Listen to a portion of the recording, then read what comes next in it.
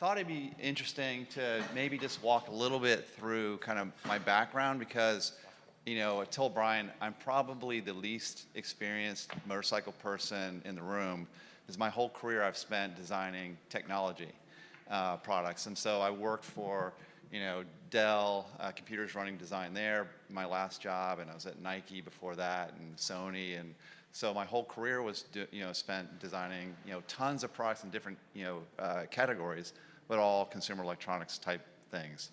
And about 10 years ago, I started riding motorcycles, and yesterday I got to meet Miguel, who designed the Ducati Monster, which was the first bike that I bought that I really, fell in love with. And it led me, a few years later to decide, hey, wouldn't it be kind of fun to design a motorcycle? And so when I started, and I was always accused as a kid of being a dreamer, so I had my head in the clouds. And so I was always, building, making stuff, but never a vehicle. And so I'll give you kind of an idea of some of the types of things that I was designing. So you can see some of the products that I did, along my career.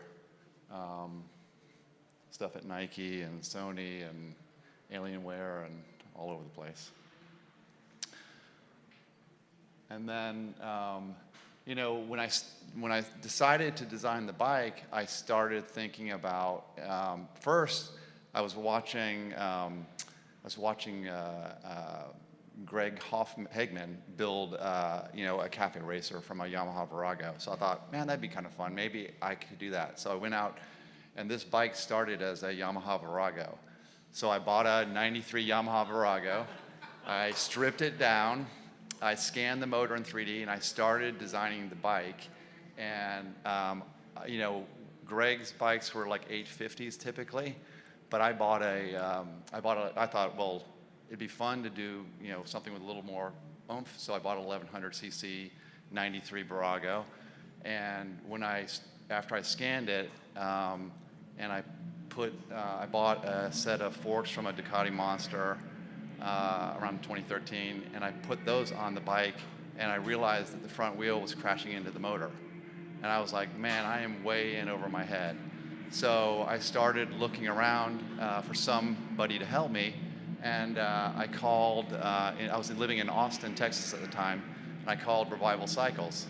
And I talked to Alan, at Revival, and he said, come on down, bring your bike and show me, what you're thinking. So I brought my computer down, I pulled it up, started spinning around, and he looked at me, he's like, who are you? What do you do? I've never seen anyone do all this stuff in 3D. And I was like, I said, I'm way over my head. He said, first, take the Virago, reassemble it, sell it, and let's go get a proper motor. So we went and bought a 1100cc Ducati Monster motor. And so we basically started from scratch. And so I sat with him, and we talked about kind of the approach and the goals that I wanted to take. And I said, the silly thing is, more than having a motorcycle at the end of this, I just want to learn how to design a bike. And so, I wanted to take time with the team to learn how to, the fundamentals of motorcycle design with them. So they were really cool and brought me into the studio and let me sit and work with the engineers, on a daily, weekly basis. So I kind of felt like I was a staff member. And I jumped in, and we started with, kind of vehicle dynamics and rake and trail and all the fundamentals. And, I went out and rode a bunch of bikes with them. And we picked, a platform that felt good. And we started and they had a bike called the J63, which was built around a Ducati Monster motor. And I used that as kind of the foundation for this. And really, really enjoyed it. So started thinking about learning about, design from the pros. The different thing that I wanted to do with Alan, as I said, I want to design the bike completely in 3D before we build anything. So I spent about 18 months building the entire bike, and I'll show you some of the sketches and some of the 3D models that I did before we started making any parts. And then I wanted to use, I had, through my career and connections, the best prototypers all over the world that were making parts for me. I wanted to use those folks to do a lot of the CNC work. So on this bike, parts are made in Korea, Chicago, all over the world, and from some of the best prototyping shops around. let's see, here you can kind of get a sense. And, I went through pretty traditional design process, but, I started doing research with these guys, learning about, motorcycle design, kind of 101 vehicle dynamics, really thought about the key components like the motor and suspension and things that we wanted to start with, bought those, designed the bike in 2D and then 3D, did a bunch of rough prototypes. So while I was doing it in 3D, I would stop and I would build, and I'll show you some of the rough prototypes. I'd laser cut cardboard, glue the body together. We'd sit on it and check it out. But went through the whole process like that. Get past this process stuff. The inspiration, when we started talking about the bike, I was like, I'm going to spend a lot of time and money and energy doing this. So most of the stuff that I was designing up until then was very future focused. So I started thinking about what would stand the test of time better. So I started looking at more retro, classic, things, and was really inspired by, from a design point of view, old F1 cars from the 60s.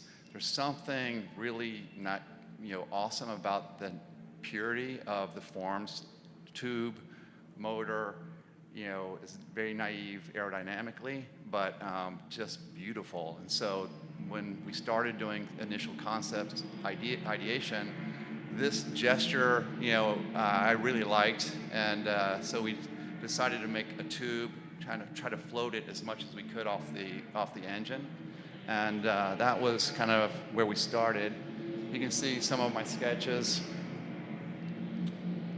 Let's say compare, some iterations. I had thousands of sketches. That was kind of the final one. This is about 18 months into the design process. I was at kind of this level where I had everything in 3D. And I spent, like 1 million hours in CAD, reverse engineering, stuff and getting it into my CAD system. But that's kind of where I was, and it was everything. We went through all the everything. But and I was learning, and the fun thing you see, at this point I started, thinking about all the subsystems in the bike. So we took the bike and broke it down: frame, swing arm first. We're looking at all the electronics, handlebars, the front fairing, dash, and just started breaking off sub-assembly by sub-assembly. And I was delivering the data. We were fabbing in the shop, and it was just for me it was really a fun process, because one of the things I was enthralled with Revival was they were incredible at the hand fabrication work that they were doing was just beautiful. And so what I wanted to do with the bike is mix the best of machine made with the best of handmade. And so you can see, things that are, done completely in the computer, and then things that are all handmade, and like fusing those together was kind of the goal of the project. So we kind of called the bike the Fuse. You can see as handlebars.